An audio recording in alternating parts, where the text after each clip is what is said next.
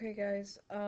My kid woke up puking at 2 o'clock this morning, and I drove to school so that I could bring your graded test back and go in and do subplans. And then my keys were locked in my classroom, and I couldn't get in. So now I'm back home, recording at home. So hopefully this works okay.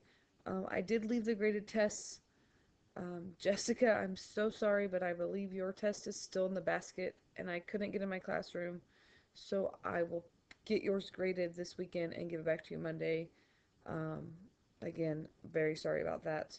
Um, you should either have your test back passed back already, or if not, go ahead and pause this and then um, restart it after you get these passed back. I just want to talk really quickly about a couple things. One, obviously, since I'm not here today, you can't retake this test today, so I'll extend it one more day. So that means that the last day to retake this test will be not next Friday, but the following Monday, which I believe, um, I don't even know what day that would be. Maybe the 7th? I think that'd be March 7th. And we'll just say test corrections are due that day as well. Um, Hopefully you can get them turned in on that Friday, but I'll give you till the Monday if you need to. Um, please work together on these so that if you don't know why you missed something, talk to someone that can tell you, since I'm not there today. And obviously if you have extra questions, that's why I give you a full week to work on this.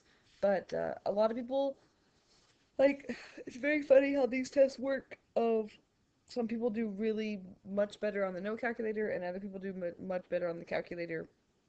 But just some little mistakes that happened about maybe degrees and periods that you need to look at.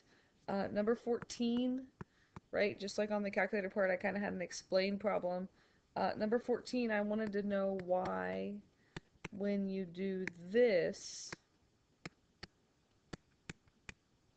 like, why does it say a problem? And it does say domain error on your calculator. So you had to tell me more than domain error um, when you did this. I really wanted you to talk about the fact that um, in inverse sine, the range, the domain of inverse sine is -1 to 1, and so that's outside of that. The domain of sine is outside of that. So kind of depending on whether you were talking about sine or inverse sine is whether or not you should have used the word domain or range. Um, but definitely kind of talk to each other about what answers you had. Oh, sorry guys. I've been awake since 2 this morning and struggling. Um, 15 and 16, the story problems. Um, I tried to give you feedback if you went too far, if you didn't set it up right, if you flipped things around. Again, just kind of talk to each other about that um, as you're correcting these. A lot of people got that first extra credit, which I thought was harder than the second one, and I don't think very many people got the second extra credit. Um, and so on the second extra credit, just to kind of talk about it really quick, I know it's just extra credit, but it's I could have asked this with just out the fractions, and I think it makes it a lot better. But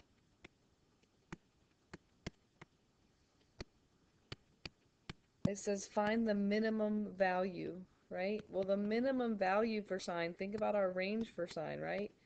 Is -1 to 1 normally. So normally our minimum value is -1.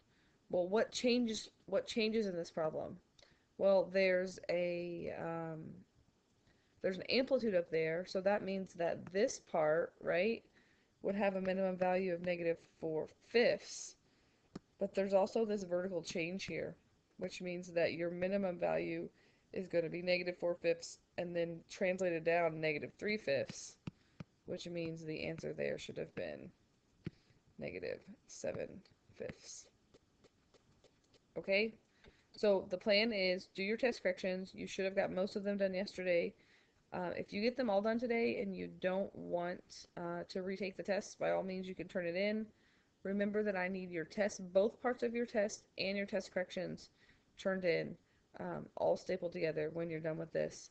So work on this, and we will start chapter 5 on Monday. And again, um, I will be back on Monday to answer your questions.